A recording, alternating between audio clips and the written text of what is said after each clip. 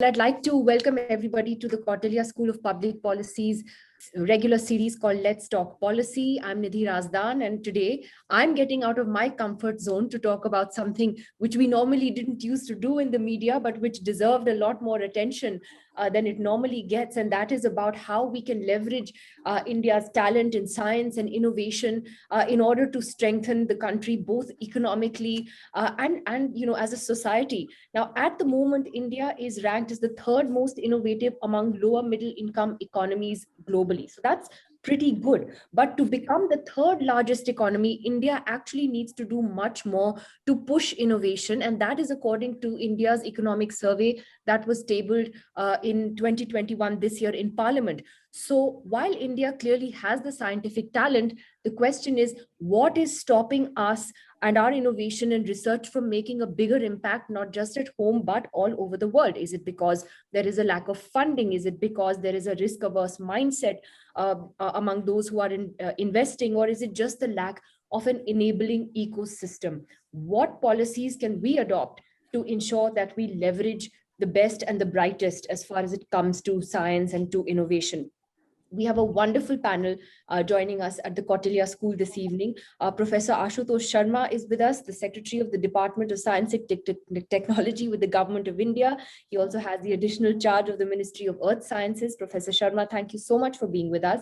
Mr. Saket Modi is with us. He's the co-founder and CEO of Safe Security, which is a cyber security and digital business risk authentication platform company. Professor Chandrama Saha is with us, the president of the Indian National Science Academy, who is a biologist and first ever woman to head the INSA since it was founded 85 years ago. So it's really wonderful to have you on this panel, ma'am. And Sridhar Pabisetti, my colleague, founding director at the Kautilya School of Public Policy, who's been working in the area of public policy for about a decade, but before that, he was working in technology, innovation, and management consulting. So he knows what he's talking about when it comes to these issues. Let me begin right away. And Professor Ashutosh Sharma, I'll take this first question to you. I was looking at what the economic survey said this year about India's innovation. And it said that even though the government contributes about 56% of gross expenditure on research development, we are still lagging behind most other large economies when it comes to this area. And the survey said that that's largely because of a low contribution by the private sector. Your first thoughts, sir? Well, I mean, there are two aspects to it. The first is low participation by states also. So states often think that science and technology is something rather exotic, and they don't really have to worry too much about it. They are totally wrong. And the second aspect, of course, the industry.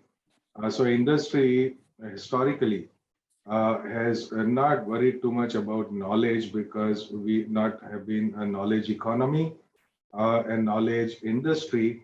So what happens is pull for knowledge from industry is a critical factor.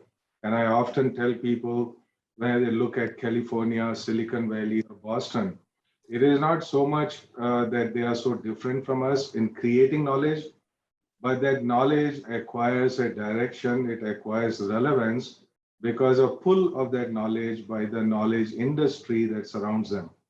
And so this is a very critical factor we should remember that when we say, look, we got weaknesses in science and technology, of course there are weaknesses, but those weaknesses are not where we perceive them to be. We think that, that we are not good at creating knowledge. That's not true. In fact, we have very deep minds. We got good infrastructure, all of that happening. A whole lot more is happening. And of course, more has to happen. But the whole point is, where is that knowledge going? So if we were to keep creating knowledge, it's like having a pipeline where water goes in, but nothing comes out. It just keeps accumulating there. So our weakness really at the interface between creating knowledge and consuming knowledge. Now, people who consume knowledge are not the same who create knowledge. So how do we know that we can create good world-class knowledge?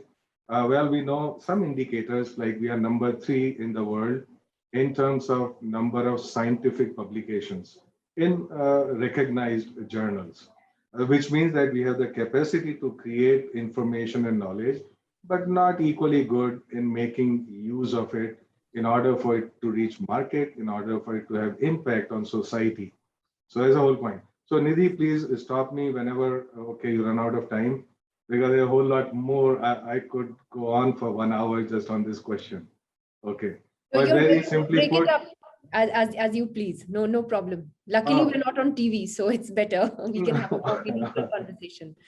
So I often illustrate this by saying, look, that there are two parts of knowledge ecosystem. The first one I call invention, and we know that what that means.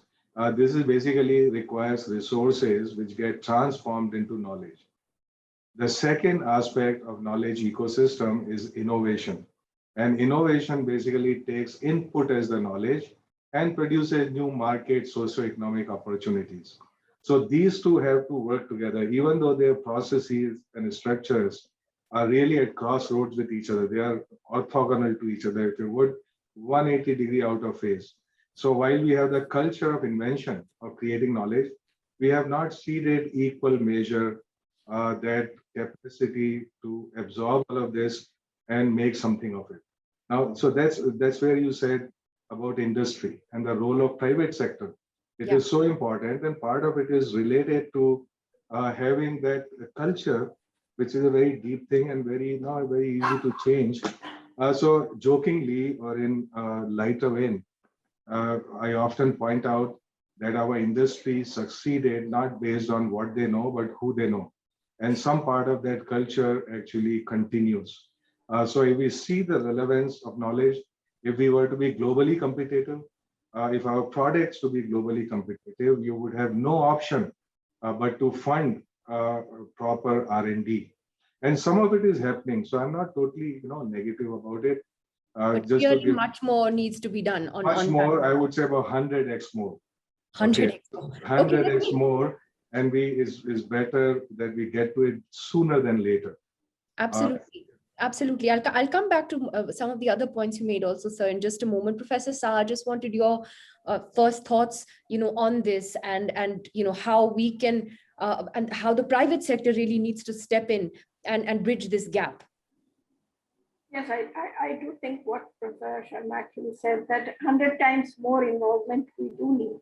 But I also think that, we have primarily the government sector and the private sector, and then we should have philanthropic funding. A lot of laboratories in the USA, they're named after a particular person and they do a lot of good work, and there's a sizable amount of philanthropic funding. Now, I read in the newspapers that India has so many billionaires. Why can't we have some philanthropic funding seeped into science so that our level of available resources becomes much more? So that is one point, and the other one is that also with the changing times, the institutions of science would generate their own revenues, because that is also an important source. And in that, the dovetailing of industries is very important, because that's where we will actually generate revenue. Right. Saket Modi, great to have you with us this evening.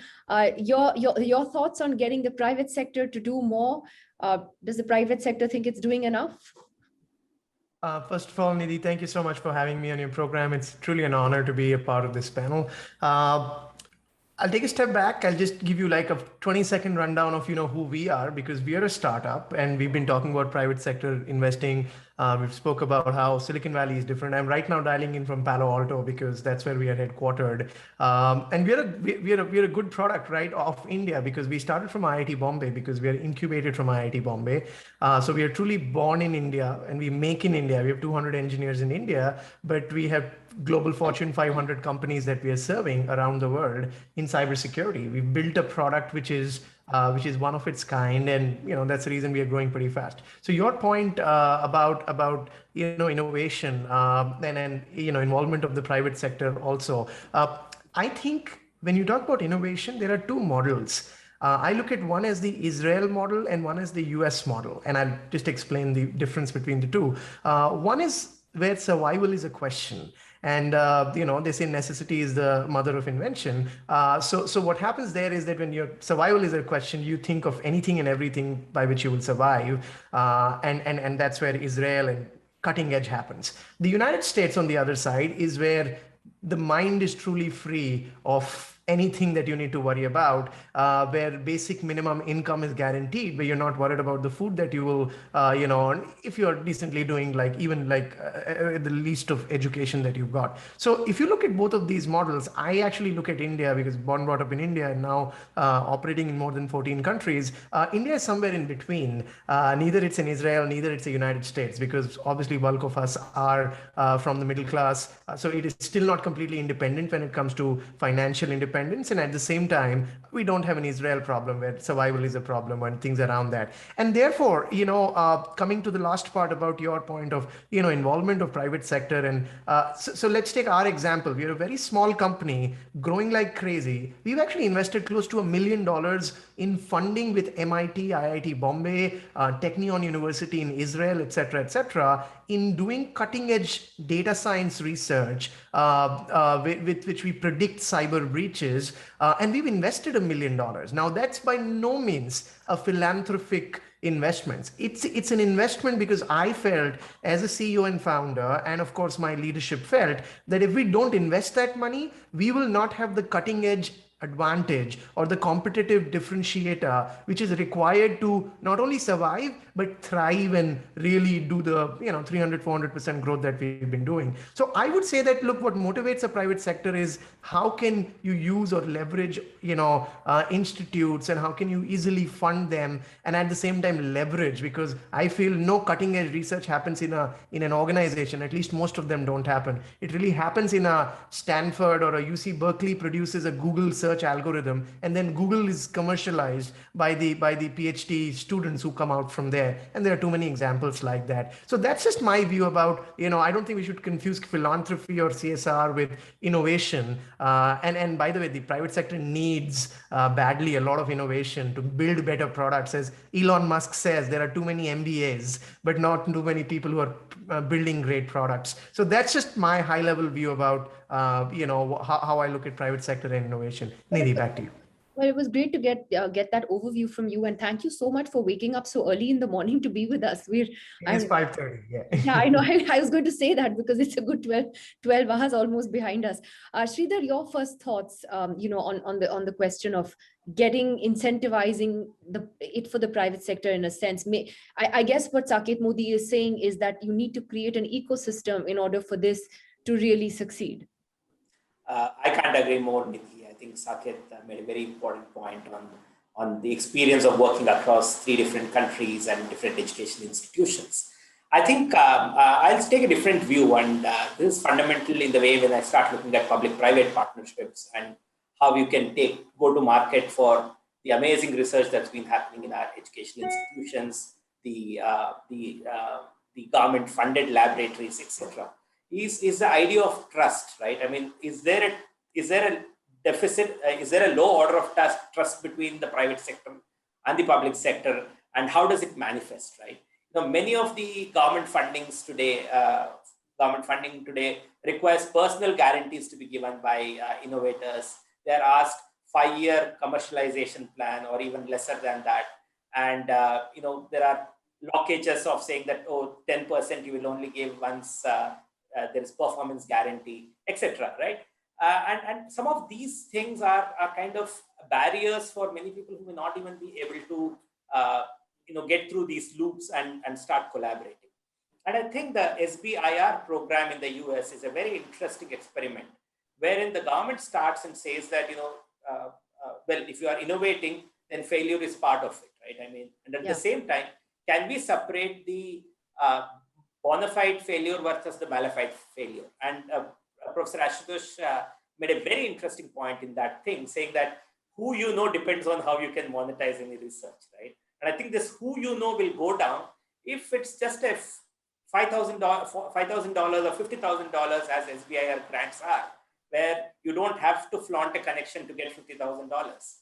And if that can be replicated in India, where the amazing research, amazing knowledge that exists in government institutions and government-aided institutions as well as anywhere else can be taken to market by good innovators from the private sector, right? How do you lower the risks of this and not make it a winner takes home all, but at the same time start with funding small grants so that they can actually put 3-4 dedicated innovators to develop into a large go-to-market strategy. And then that could take on to the second level of. That's interesting. That's very interesting. In fact, Professor Ashutosh Sharma, I was just reading also what the Chief Economic Advisor, Krishnamurthy Subramaniam, had said about innovation, comparing India to other countries. And what he said was that India ranks second lowest after Brazil on the overall global innovation index, whereas the UK and China rank much higher for their expected level of development. We've heard a little bit about the US example, but what is it that, say, China is doing or that the UK is doing that you feel are practices that we could borrow and that would work in our system?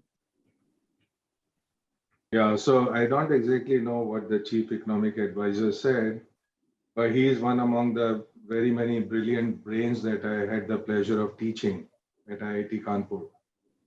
So certainly there must be something to that analysis. I haven't any doubt. So your question is, okay, innovation, what is it we need to do? Let me come to that quickly.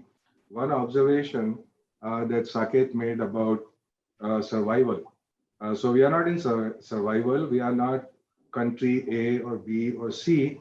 In fact, we are very diverse. In that sense, we are not a single country. You would find an Israel in India. You would also find some sort of Silicon Valley in India. It's happening in more and more.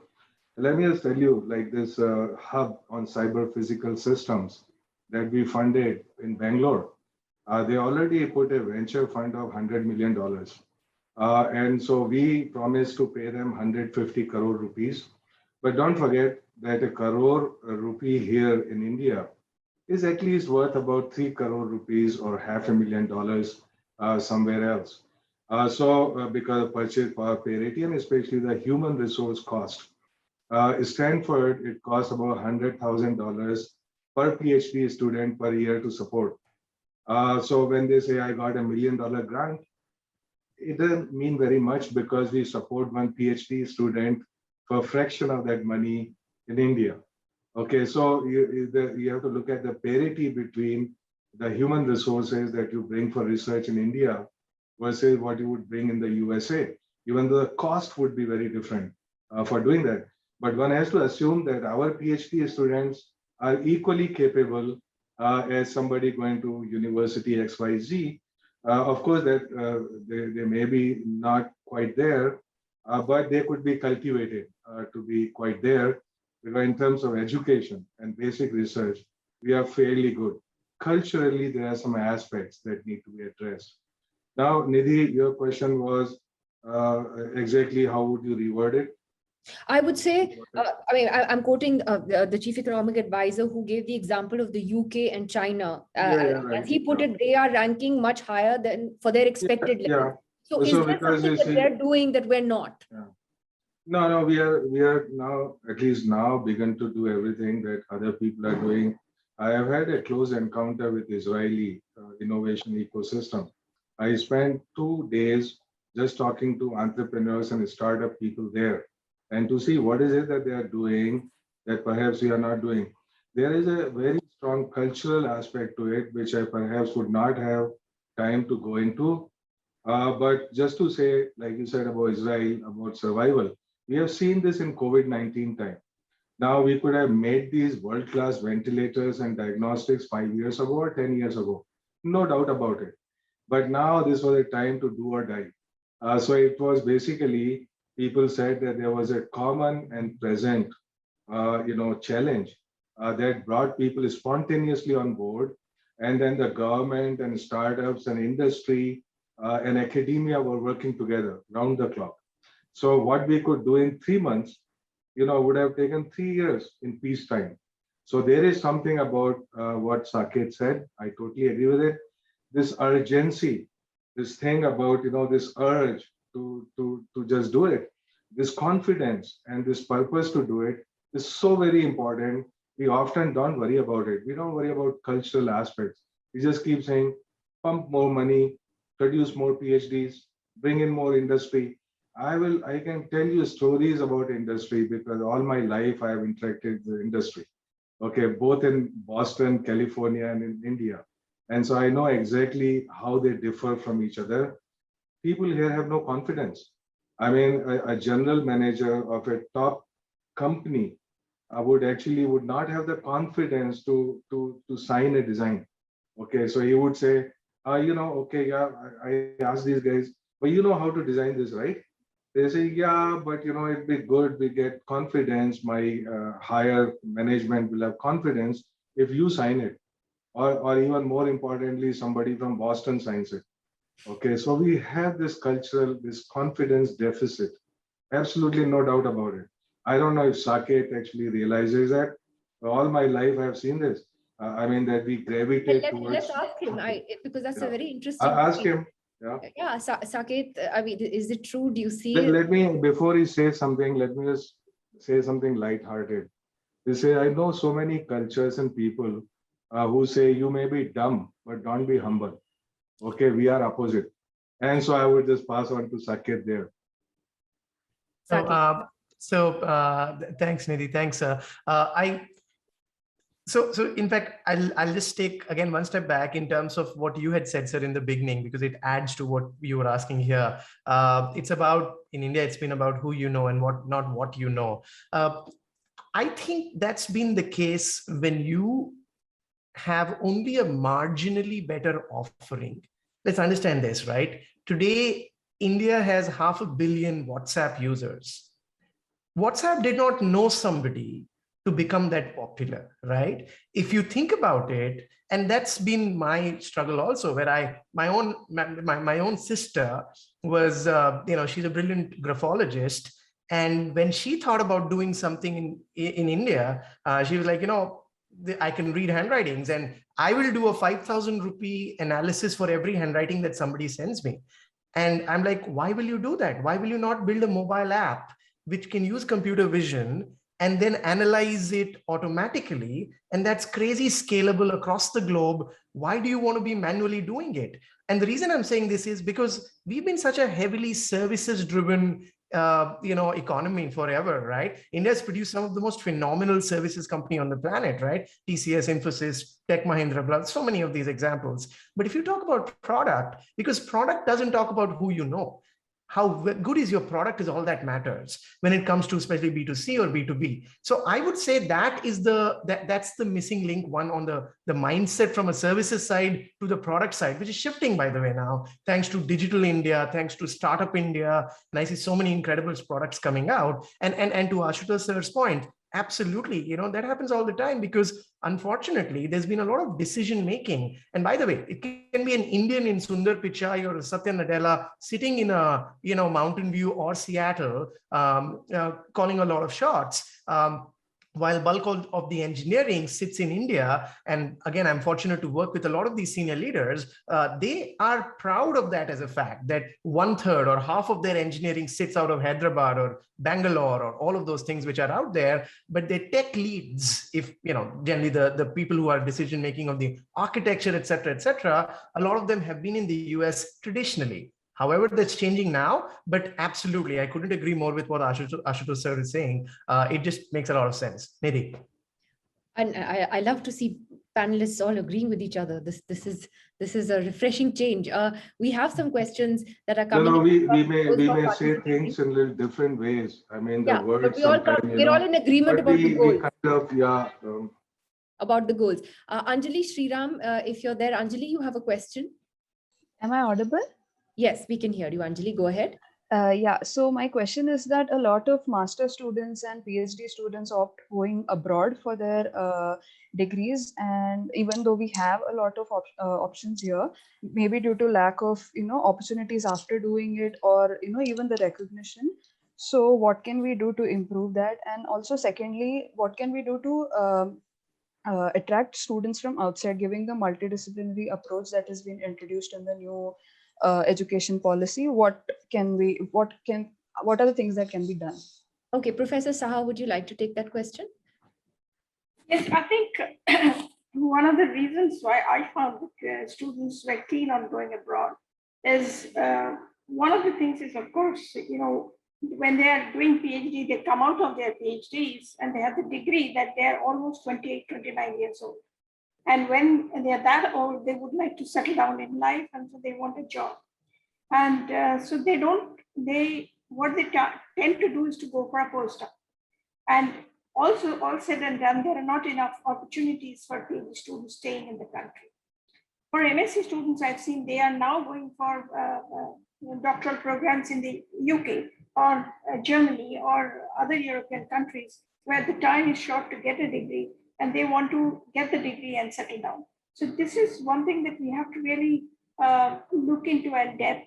There are opportunities now like the Inspire program of DST, although Professor Sharma, I must say that the number is very small. I mean, that needs to be increased. And that is a very good program whereby we are trying to develop a postdoc culture by which the whole US is run.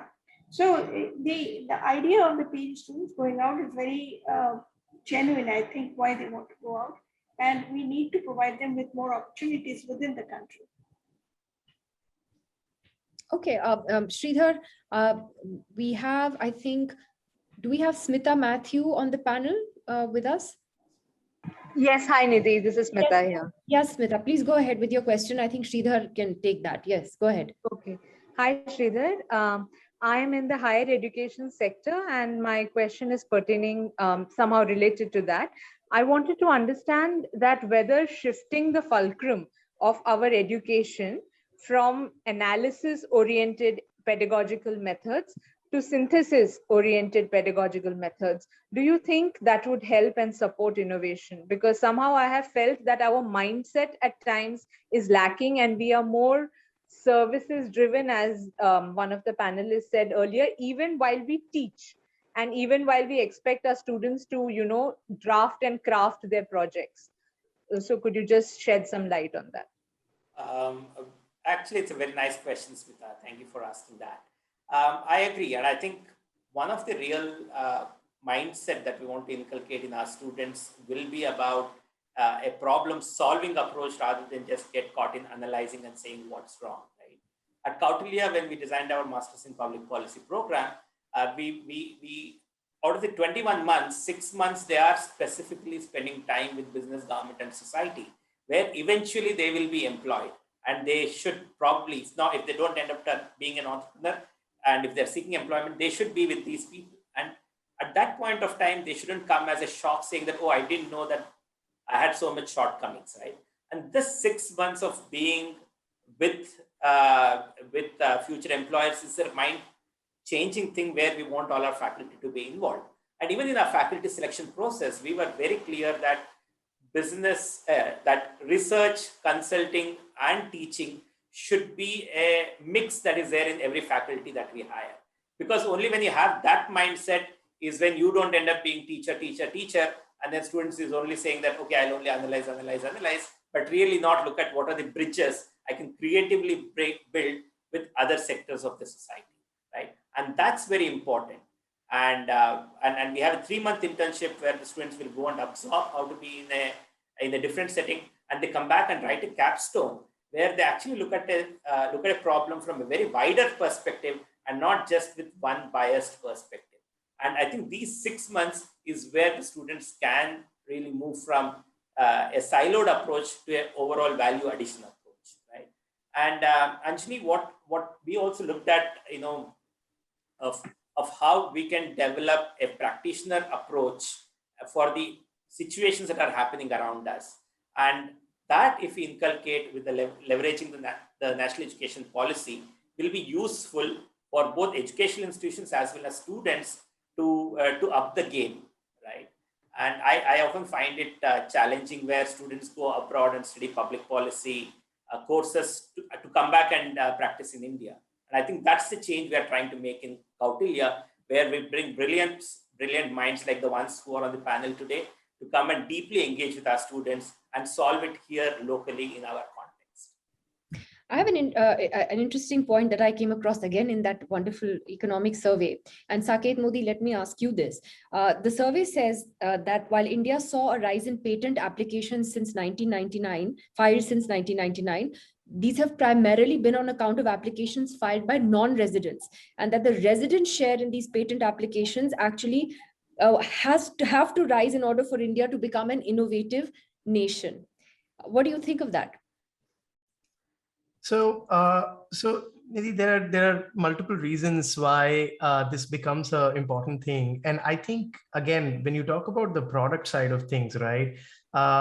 Again, I come from the tech world, so I'm biased. I am not, I would not be able to talk about, say, hardware innovation or things around that. But when you talk about technology, for example, us, right? I mean, we've been fortunate to be one of the top cybersecurity companies in India, but we had to go ahead and file a lot of our patents in the US because just the sheer economy, like just to give you numbers, the global cybersecurity market is $135 billion, while India is $1 billion out of 135, which is less than 1%. The US is 42%, right? It's 1:42 when you talk about the market. And the reason I'm giving you that example is that, it just makes sense to be doing your research where the market is bigger, doing your research where the access to talent is bigger, and doing the research where you will get the maximum investment or whatever, you're investing in. And therefore, I would say, it just makes more sense to be in the US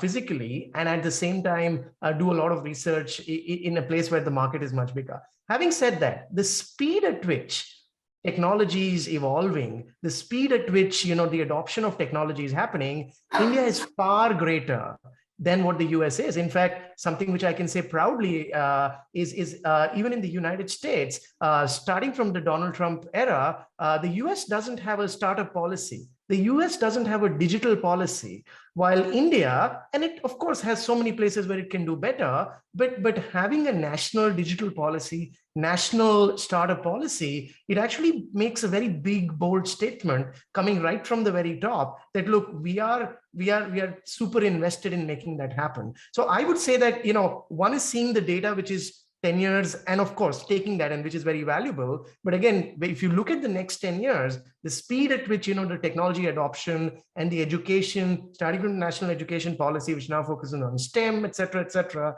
I think these are all extremely positive developments. And I think that will change as you move forward in terms of patent application, because the market will become bigger. And of course, we are one of the fastest growing economies on the planet at the scale and size where we are. In fact, another data point I came across is that, Professor Ashutosh Sharma, if you could take this, is that there is a constant demand and a rise in demand for science, technology, engineering, and mathematics workers across sectors. Big tech companies, Saket will vouch for that, want to hire them. But latest official data shows that we produce about 25,000 PhDs in STEM fields, but the unemployment rate among PhD graduates is also amongst the highest. How does that square off? No, I mean, it makes perfect sense, because it all boils down to the creation and use and importance of knowledge for the market. And, we keep coming back to that point, no matter what you would state. You see, so if you were, produce 25,000 PhDs, they must have some way to go, isn't it? And so not all of them can become, somewhat useless professors. So there is only a limited capacity there for the government, to provide jobs. And so, in fact, Professor Shaha, who said she's been president of our Indian National Science Academy, first woman scientist to do that, lead there. And she said, that we need to provide opportunities here in terms of postdoctoral fellowships and so on. And of course, that's happening now. There are national postdoctoral fellowships, about 3,000 at any given time. And all of that has to happen more. But the point is, that's only a temporary stage in one's career. Unless there's going to be absorption capacity for all these PhD students, you are going to have serious problem on your hands about first training them, spending sufficient resources and time with that, and then saying, now, how are they going to contribute to our economy? And they are ready to contribute to economy. Of course, you have to be trained properly, but then industries basically have to take them up. Now, as was pointed out, a whole lot of multinationals, these companies, they employ a very large number of design and R&D people in the country. In fact, for almost all of them, this is the second largest base. So all these people, 3,000 engineers working here, 20,000 working there, every global CEO that I have met has said, hey, our second largest operation is in India. And even I didn't know about it, whether it is GE, numbers are mind-boggling, 10,000, in deep tech companies. But then you ask the question, of course, they get the employment and salary there. It also has some impact on the ecosystem surrounding that center, but it doesn't directly contribute to India's economy.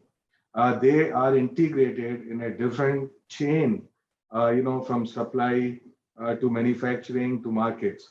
And what Saket said, of course, very true, that you would file patents where they're going to be market for them.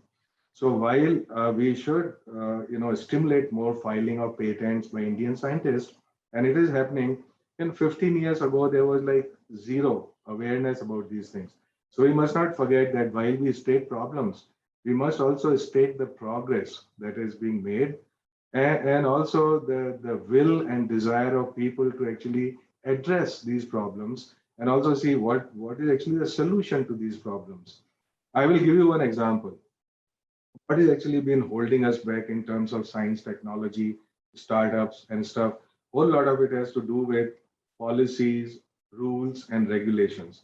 A whole lot of these things have been very, very strictly regulated. Right, and that's totally like counterproductive for innovation, for startups, for any industry to develop. And the example I was going to give you is something very, I know personally. There is this organization called Survey of India. This is 250 years old organization. It was a flagship scientific organization at that time. It did great things like, great trigonometric survey of India in those days, 150 years ago, when the whole world was not doing stuff at that scale, right? But today, if you were just 6 months ago, if you wanted to do surveying and mapping, fly a drone, have LiDAR, you need approvals which run into 6 to 8 months. And for private companies, it was a little bit of a nightmare. Now, amount of business you can build on geospatial data is mind-boggling, totally. And I'll come to the point very quickly about what regulations, how they play a very great role in development of technology and its use.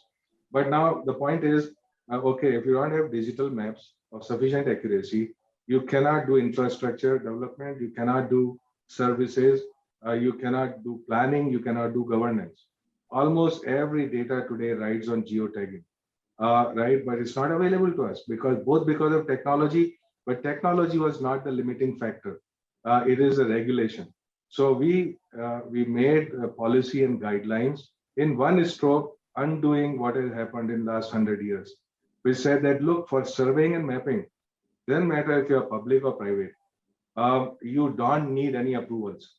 Okay, so as long as that area is available for surveying and mapping, it's not security sensitive area.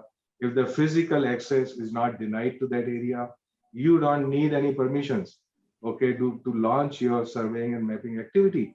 And this is true for private sector. Now, what the private sector is saying is, look, our business of surveying and mapping today is worth 20,000 crore rupees. In 7 years, it would be worth 1 lakh crore rupees. And I'm not talking about the impact on economy, because every time you want to make a railroad and it's delayed by 6 months, what is the impact on economy? Every single infrastructure that you put in place, right? It was delayed by 6 months because of your strange surveying mapping requirements. Then, impact on economy is worth tens of lakhs, crore of rupees worth. So now a simple thing, which is liberalization of geospatial sector and democratization of geospatial sector, which is all done on paper. I mean, it is something that can be done by and ought to be done by the government, because this cannot be done by anybody else, right? So while technology can be developed by startups, they can be developed by industry, but their use and their absorption and the capacity it would create in the society depends on, how we view, development of each sector and how we empower them, right? And this is a very good example. So in fact, the private sector came to us and they said, They had not in their wildest dreams thought about this. And in fact, they were asking for much less. Okay, but if it is to happen once in 100 years, you have to go whole hog. I mean, you just cannot say, I'll make incremental changes, 10% changes. At the time for that is long past us. Okay, so now all these incremental changes are not going to work. And if you really want to leapfrog, forget leapfrog, pole vault, as my friends say now, okay, pole vault, then you have to be totally daring, and you have to be totally take that risk, and you have to trust people. I mean, somebody had mentioned trust deficit. Now, okay, so you say, look, if you break rules, okay, then appropriate laws will deal with it, right? But until you don't break laws, we trust you. Okay, you just self-certification. You say, I'm going to map this area. Be my guest. Okay, under whatever restrictions which there are.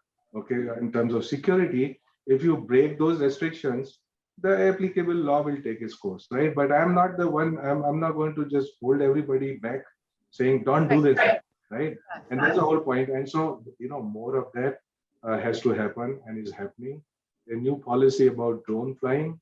There's a new policy about satellite imaging, and today all the technologies hunt in pairs. So it is not sufficient to liberalize one technology application, because all the way from here to there, right? They have to work together and they have to fit together, and all of them have to be equally empowered and liberalized. And it's going to happen. I'm looking for the day when we will have our own Google map, and this policy makes it possible. Sridhar, you wanted to come in. I mean, it's so delightful that Professor Ashutosh really brought in this pole vault movement, because it was 1802 when William Lambton started the Great Trigonometric Survey, starting from Bangalore. And of course, there is always this fight between Bangalore and Mysore, saying where did the Great Trigonometric Survey start? But it's brilliant. I think this is what is exciting, right? When the drone policy as well as the surveying sector is opening up at such a fast pace. We all know that today a revenue officer, somebody from the Survey, Settlement and Land Records, SSLR as it's called, is like the most difficult agency to move, right? And that holds up so much development again, both in the private sector and in the public sector, and you're stuck forever, right? In Bangalore, the peripheral ring road is half of a ring road that has never taken shape. And we don't know how many more years we will wait for it. And I think these pole vault movements is what we need to kind of accelerate and do it in each and every sector. I'm so glad that Professor Ashutosh spoke about pole vaulting. And I think this is what we have to do in every sector. Take sector by sector and go to 1802 and say, okay, fine. 1802 has gone, 219 years have passed, and let's pole vault it sector by sector. So let me if I may just take 30 seconds, Nidhi, because this is so important, what he said. And I'll give you another example. This is, a scheme launched by Honorable PM, and he has been a big supporter of it. What is it? It's called Swamitva, and it's so intimately related to what was said. Swamitva, you see, uses technology, but for what? I mean, it's for giving you the ownership papers of people in rural areas who have nothing.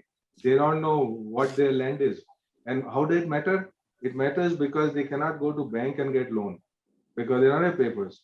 Half the litigations going on in the courts is because they don't have papers. Nobody can prove what is their land. They're killing each other, right? So now all this problem is being solved. Actually, this Swamitva scheme is being done, and there is the enabling policy that that people working Patwari, I don't know if you know what Patwari means, Tehsildar level to this high technology, right? So they actually on the ground make this division of each plot, and then this is captured there, and they give it digital certificate, right? Which is you carry with you. And that is going to totally transform our rural economy. Right now is all the money lenders and loan sharks, which have money circulating there at 50% rate of interest. Now the money is going to flow from urban areas to rural areas for development because they own their land, which is an asset which you have generated overnight. And that's how innovation transforms our daily lives in these most simplest of ways. Let me get closing comments from all of you then. Professor Saha, to you first. What would your suggestions be for the best way that the private sector and the government can work together to actually realize our true potential in this? You're on mute, ma'am. Sorry, you'll have to unmute the mic. Yeah, as has been repeatedly pointed out, that there is somewhat a trust deficit. So there has to be a mutual trust between the two, the private sector and the academia. And I think the private sector also should take part in a close part in training our doctoral students, because that is one thing I think is very necessary, because we have a very narrow frame of scope when you are designing our PhD studies. So if they are not trained from that time to be innovators, then we will not have enough innovators around. So I think it is the private industry which has to come in and participate with the academia to create such a pool.